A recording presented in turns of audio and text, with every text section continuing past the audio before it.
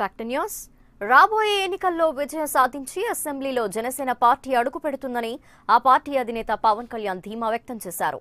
రాజకీయం చాలా బాధ్యతగా బలంగా చేయాలని కార్యకర్తలకు సూచించారు. వేల కోట్ల డబ్బులు తన వద్ద లేవని, అయినప్పటికీ బలమైన వ్యూహంతో ఎన్నికల్లో పోటీ చేస్తున్నట్లు జనసేనాని చెప్పారు. అభిమానులను, కార్యకర్తలను ఎప్పుడూ మోసం చేయనని పవన్ మాటిచ్చారు.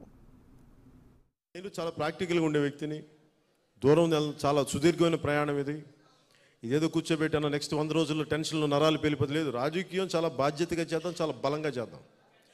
మన దగ్గర వేల కోట్లు లేవు, ఏమి లేకపోయినప్పటికీ బలమైన వ్యూహంతో జనసేన పార్టీ ఆంధ్రప్రదేశ్ శాసనసభలో అడుగు పెడుతుంది. అంతవరకు నేను మీకు మాటిస్తున్నాను.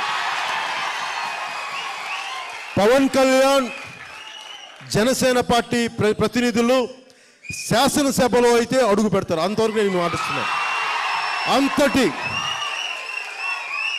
వ్యూహం, రాజకీయ వ్యూహం, రాజకీయపు ఎత్తుగడలు నాకు వదిలేయండి.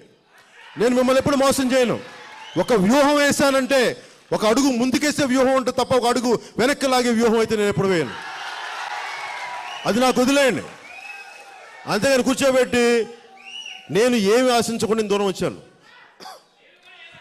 నేను ఇంత దాకా వచ్చానంటే నేనేం చూసి ఒకసారి అనిపిస్తాయి. పక్కన ఇలాంటి వాళ్ళని పెట్టుకుని నేను ఎలా రాజకీయం చేస్తానంటారు. నేను చెప్తాను, నాకు ఈ వ్యక్తి కూలంకషంగా తెలుసు. ఈ వ్యక్తి ఎంత అవినీతిపరుడా, నీతి ఉన్నవాడా, మొత్తం నాకు తెలుసు.